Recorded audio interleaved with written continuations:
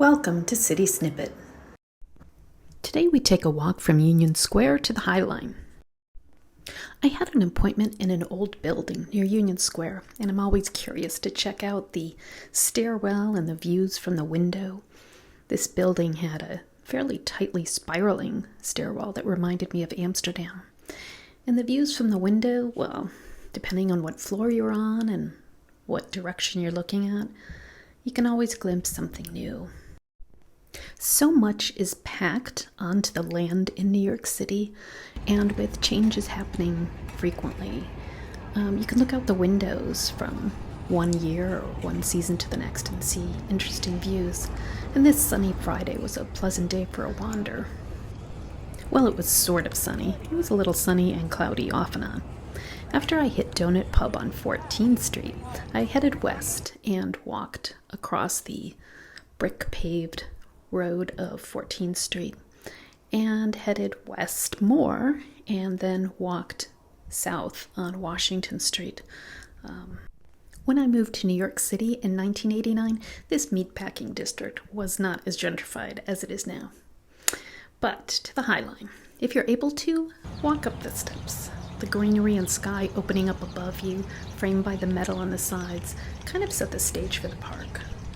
I have walked on the High Line many times, and it remains one of my favorite parks in Manhattan. And each experience can be slightly different depending on what's in bloom or what the weather's like. On this early May day, there were still some trees in bloom, and looking west over at Little Island, which I can't wait to open, and then looking east on the streetscape, which kind of reminds me of a 1920s Edward Hopper painting. But on this day, the green appeared extra vibrant in that way that spring plants do. This section has two paths, and I chose the left one.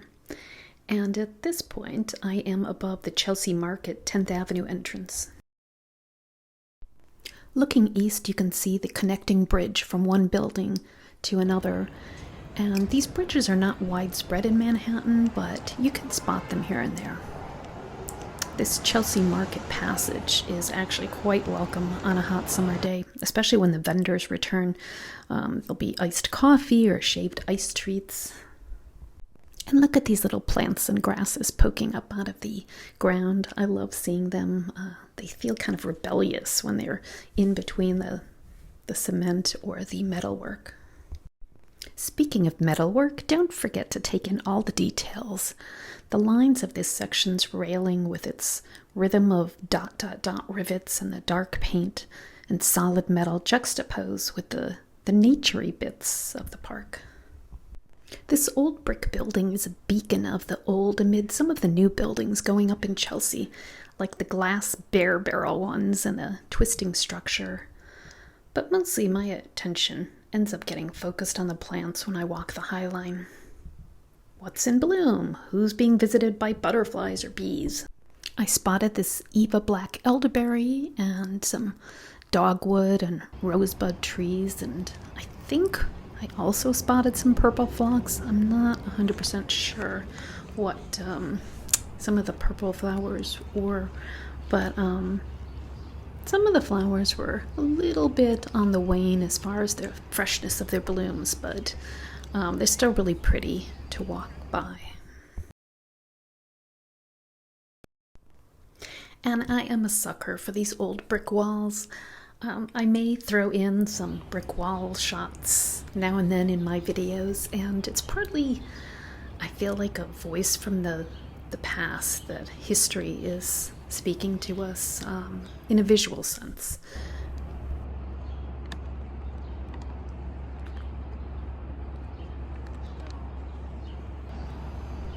But aesthetically, I just like brick walls for some reason. I want to take this moment to apologize for the crinkling sound that you may hear in different parts of the video. That was actually my hand holding the bag of donuts from Donut Pub, and I did not realize it was making such a crinkly noise near the microphone on my phone. So apologies, but just know that the donuts were very tasty. And look at this little bee hotel. According to the info, New York is home to more than 400 species of wild bees. Hello, 23rd Street and Chelsea, where you can exit and pop by some of the many galleries there. Speaking of art, this is the Fountain of Tears, Fuente de Lágrimas, by Guillermo Galindo. It's part of the musical Brain Group exhibition that reflects on the power music has to bring people together.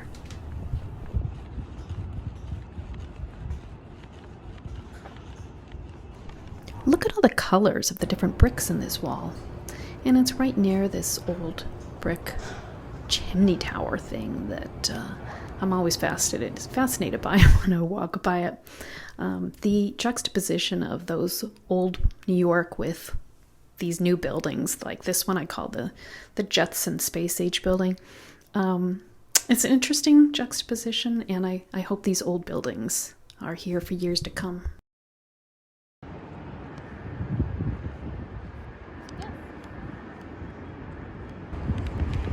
I soon reached the Hudson Yards area and the plinth section of the High Line, where two sculptures were on the benches, and people were taking selfies with them, but I found them slightly creepy.